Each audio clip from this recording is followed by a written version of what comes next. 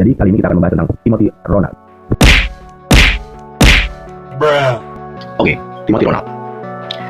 Timothy Ronald dikenal sebagai influencer keuangan dan sosok publik di media sosial di Indonesia yang kerap memberikan konten tentang trading dan investasi kripto.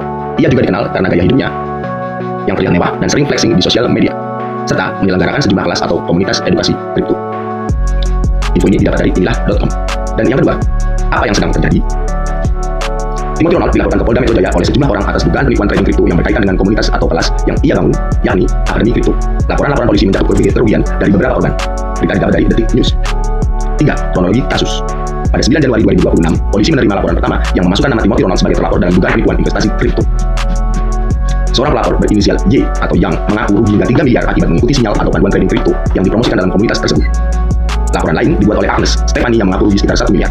Laporan polisi kini sudah tercatat dengan nomor resmi di Polda Metro Jaya. Ini diliput dari Detik News dan liputan6.com dan merdeka.com. Modus yang diduga berdasarkan pengaduan korban, mereka tertidur karena influencer itu sering memamerkan keuntungan besar dan gaya hidup mewah.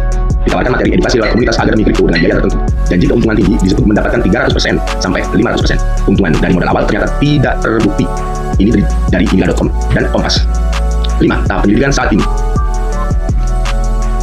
Penyelidikan belum ada penetapan tersangka. Polisi fokus mengumpulkan bukti keterangan saksi dan pelapor sebelum menentukan langkah selanjutnya, termasuk apakah memanggil Timothy Ronald untuk diperiksa. Ini dari Detik News. Dan yang keenam, estimasi korban dan kerugian.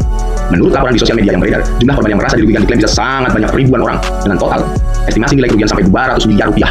Klaim dari unggahan pihak ketiga belum diverifikasi resmi oleh polisi. Sketsa Nusantara. 7. Perdebatan publik. Kasus ini memicu diskusi di masyarakat. Yang pertama, sebagai korban, yakni telah mengalami kerugian dan merasa tertipu oleh janji-janji keuntungan besar.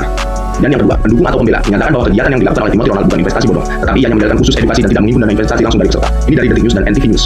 Nah, ini penting dipahami. Laporan polisi terkait dugaan penipuan belum berarti seseorang sudah dinyatakan bersalah secara hukum. Status hukumnya masih tahap penyelidikan. Polisi yang berwenang akan menentukan apakah bukti cukup untuk menetapkan tersangka atau tidak. Ini sebagai penutup.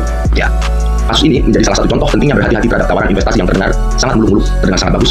Tanpa melakukan riset independen sebelum ikut bergabung dengan komunitas investasi, kalian mesti belajar dulu, terutama yang menjalani keuntungan besar atau risiko besar, high risk, high return. Jadi kalian harus memikirkan matang-matang tersebut sebelum berinvestasi. Apalagi yang awalnya diiming-imingi dengan flexing, pasti bisnisnya aneh, pasti bisnis di dalamnya sangat-sangat aneh. Semua yang dibalut dengan kekayaan atau dihijab dengan kekayaan pasti ada sesuatu di baliknya. Ingat itu, bisnis yang jujur maka akan susah untuk menggalinya, susah untuk mendapatkannya, informasinya ataupun data-data di dalamnya. Itu adalah hukum alam atau hukum fitrah dari perbisnisan atau ilmu bisnis. Jadi ingat ya, high risk, high return. Seperti mie instan. Jika kalian makan mie instan terlalu banyak, maka akan mendapatkan penyakit yang sangat berbahaya.